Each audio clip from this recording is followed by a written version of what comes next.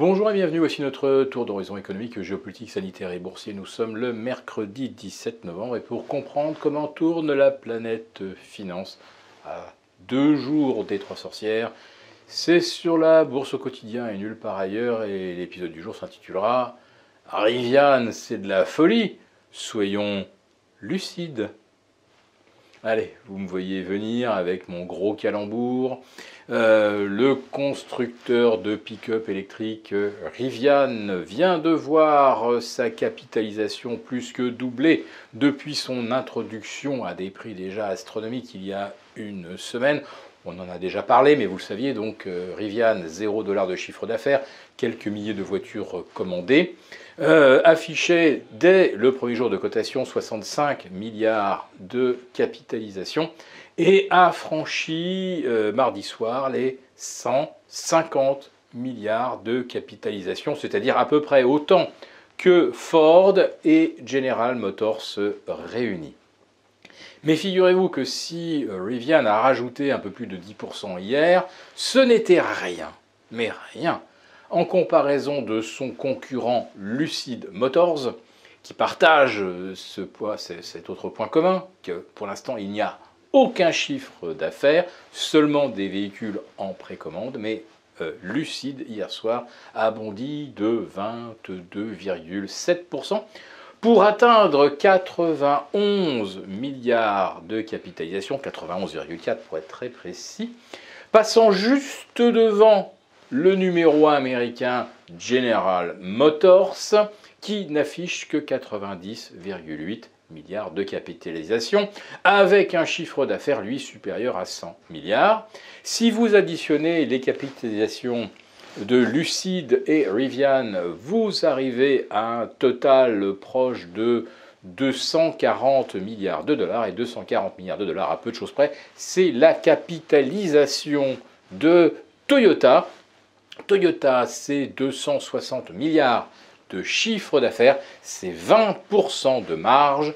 Rivian, c'est 0 de chiffre d'affaires, c'est 1,3 milliard de pertes et c'est plus de 145, même 148 milliards de capitalisation. Si vous additionnez Rivian et Lucid, donc vous arrivez à la capitalisation de Toyota, alors que ces deux constructeurs ont 0 chiffre d'affaires. Alors, on peut toujours faire des gorges chaudes, de la folie des dot-com. On achetait des boîtes fantômes où il y avait juste un PDG, un communicant et un directeur financier à temps partiel, et tout ça, ça pouvait être introduit en bourse à 1 milliard, 2 milliards, etc. Là, on fait des introductions maintenant à 50 milliards de boîtes qui n'ont pas de chiffre d'affaires et qui n'ont que des pertes. Alors franchement, la bulle des dot-com, à côté, c'était presque de l'investissement raisonné. Là, on est dans la déraison totale, mais tout simplement parce qu'en fait, est-ce que les humains interviennent encore à l'achat, par exemple, sur Rivian et Lucid depuis une semaine? Non. Ce sont des algos à gogo, et je ne dirais pas qu'ils ont été programmés par des gogos, c'est pas vrai, mais néanmoins ils ont été programmés pour faire ce qu'on appelle du trend following. Alors plus ça monte, eh bien plus les algos ils payent. C'est la prophétie auto-réalisatrice et pratiquement tous les programmes sont conçus de la même façon, parce que s'ils ne l'étaient pas, celui qui trade avec on va dire un algo plus sophistiqué, voire contrarien, il se fait démonter, il se fait écraser par le rouleau compresseur des trend followers, qui sont des dizaines, voire des centaines de milliers, c'est-à-dire des tas de petits programmes qui travaillent en même temps, dans le même sens et avec les mêmes caractéristiques cybernétiques.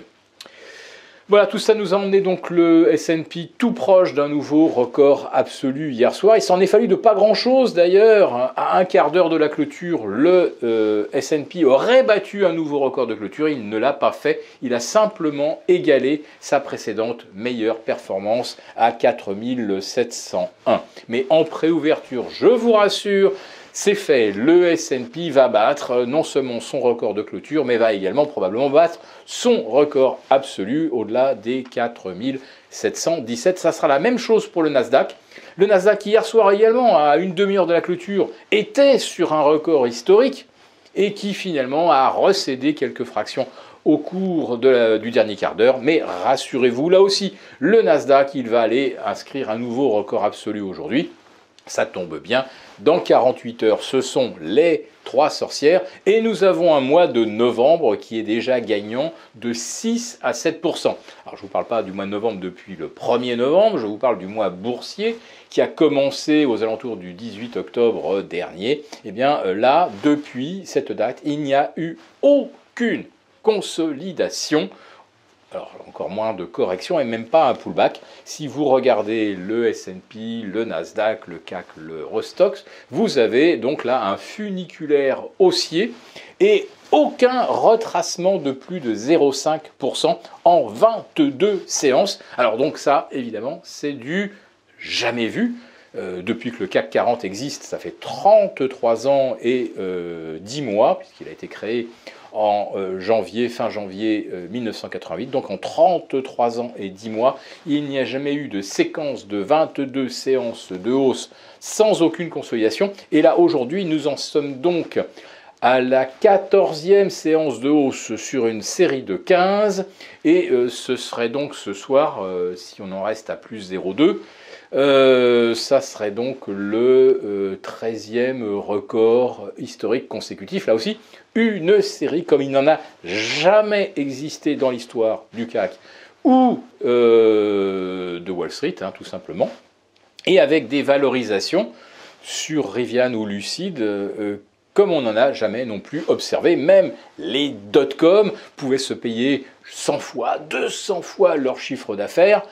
Mais 2000 fois leur chiffre d'affaires, ça, on ne l'avait jamais vu. Voilà, alors je ne sais pas ce qu'on peut dire de plus. Le constat, lui, tel que je vous le livre, suffit déjà à comprendre la démesure et, si j'ose dire, la perte de lucidité des marchés.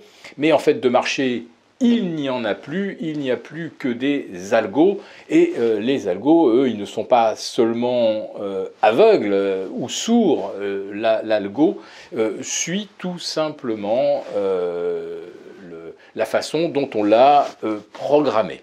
Voilà. Alors après, est-ce qu'il y a des éléments exogènes qui peuvent affecter les cours? Pour l'instant, eh bien, rien à craindre du côté des taux d'intérêt. On reste pour l'instant sagement en dessous de 1,62 sur le 10 ans américain. On reste sagement en dessous des 0,15 sur nos OAT ou 0,25 sur les Bund. Et vous avez le dollar qui, lui, continue de progresser face à l'euro. Alors ça aussi, c'est la bonne nouvelle. Quand le dollar progresse, évidemment, ça redonne du peps à nos exportatrices. Donc voilà, le CAC 40 est soutenu à nouveau alors, par le luxe, les industriels, etc., etc. Aucun élément fondamental pour l'instant n'impacte le parcours funiculaire des indices et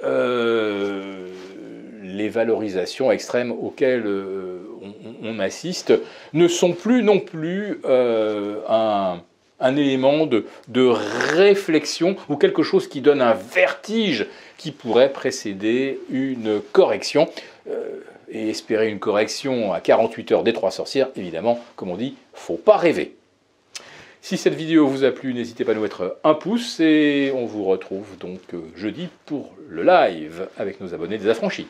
À très bientôt.